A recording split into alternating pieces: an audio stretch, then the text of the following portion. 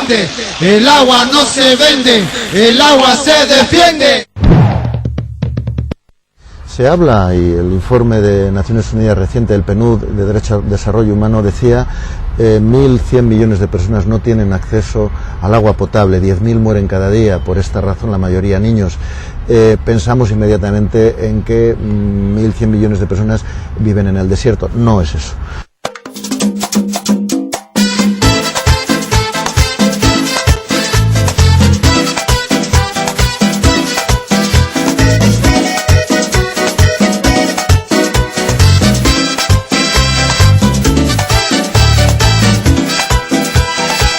Just a human being, you are made up of at least 70% water, and if this 70%, 10% is drained out of you, you collapse. The entire relationships with water has changed. From something, water was something where people took or consumed based on their needs. There was an implicit respect that water had to be taken in moderation. This respect has been lost because of modern life. Para nuestra cultura, el agua es como la sangre del cuerpo, o la sangre de Pachamama, o la sangre de la tierra. Sin ella no podemos vivir.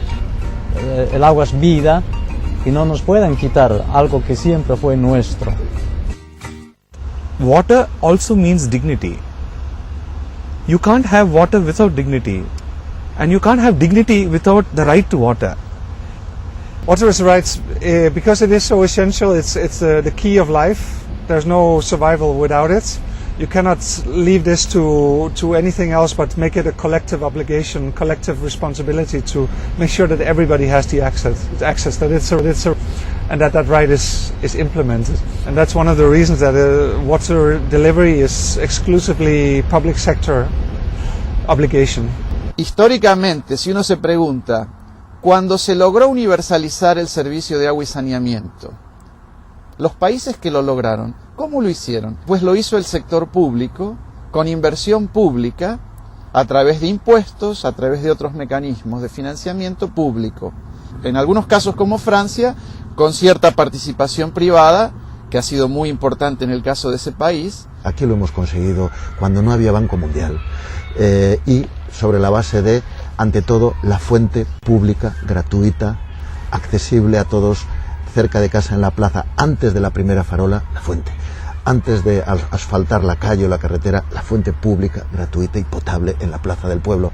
Yo creo que ahí tenemos una referencia histórica de lo que ha sido experiencias exitosas, de como mínimo esos 30-40 litros por persona y día, gratuitos y potables. Nadie llenará el jacuzzi con agua de la fuente, pesa demasiado. Bueno, pues ahí está el derecho humano al agua potable. In the Netherlands, water delivery is 100% public, so all the 15 water companies are all 100% owned by public municipalities. And that's the way it has always been. They've always been public, and the whole expansion of the water networks. So today 100% of the population is covered with water and sanitation. This is something that was achieved by the public sector. Y se logra sobre la base de que hay un gran consenso social en algún momento del siglo XX, en general en la década de los 60, después de la Segunda Guerra Mundial, donde incluso gente de todo el ámbito político acuerda que hay ciertos bienes y servicios que no se pueden gestionar sobre principios mercantiles. Y son, por ejemplo, los servicios de agua y saneamiento, pero también la educación. Se acepta que ciertas cosas como la salud y la educación esenciales tienen que ser universales, no se pueden gobernar con el principio del mercado, que es un principio de exclusión, porque esos servicios son solo para quien los puede pagar. Y entonces tenemos un problema que surge a fines de los años 70, que tiene muy poco que ver con los problemas específicos del agua o de los servicios de agua y saneamiento, no tiene casi nada que ver. Tiene que ver con la reconstitución del sistema financiero internacional, con la reformulación del rol del Estado. Se empieza a decir que el Estado debe tener un rol simplemente de facilitador de la empresa privada. Y que esto se debe aplicar también a servicios esenciales como el agua y el saneamiento.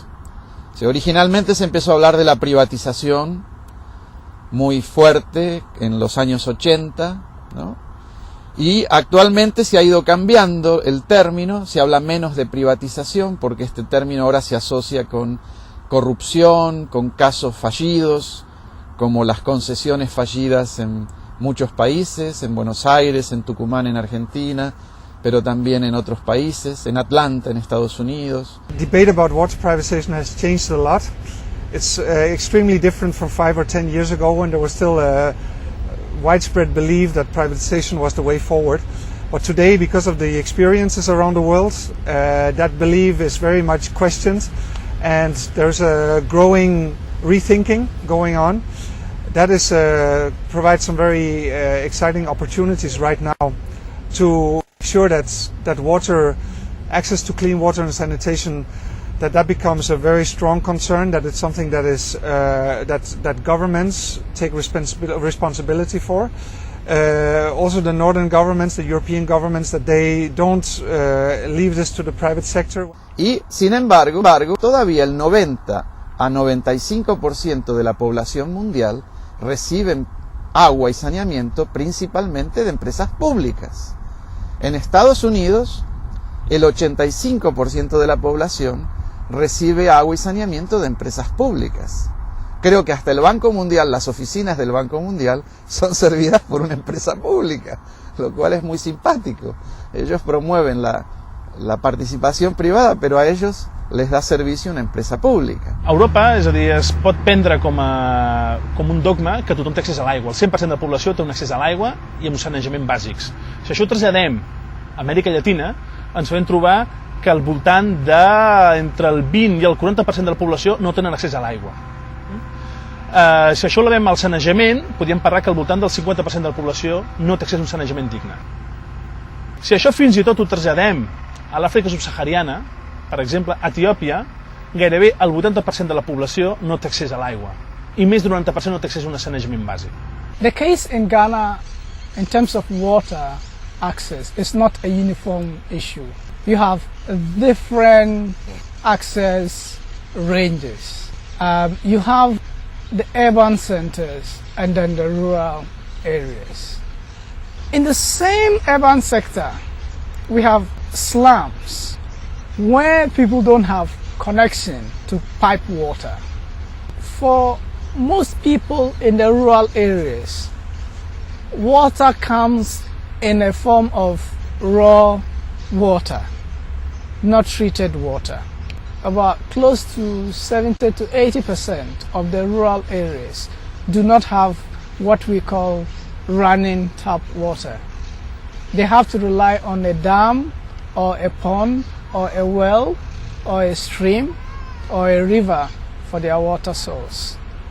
Li costa més l'aigua a l'habitant de la comunitat Jolito a la Serralada del Bàlsam o El Salvador, que paga aigua per un venedor d'aigua que va per casa amb un camió cisterna venent l'aigua, que no pas un habitant de les metròpolis com per exemple podien ser Nova York o Londres. El problema de l'aigua no es pot reduir a un problema d'escassetat d'aigua, com de vegades ens vol fer veure, sinó que el problema real i de fons és el problema de no accés a l'aigua. E o nosso país, o Brasil, é país onde esse recurso natural ele tem grande quantidade, representa em torno de 12% da água do planeta, de água potável. A nossa luta é que todos, independente de raça, de credo, né, de classe social, que todos tenham acesso à água potável por ser um direito humano universal. En mi país hubo una gran lucha para defender el agua potable y los servicios públicos de agua. Y bueno, ahí se llevó a cabo una serie de experiencias donde se pasó la gestión del agua potable de nuestra única empresa pública a nivel nacional a manos privadas, y hubo una muy mala experiencia que significó que, bueno, trabajadores, ciudadanos y actores de la sociedad se levantaran, bueno, reclamando el derecho al agua. porque en mi país culturalmente el agua es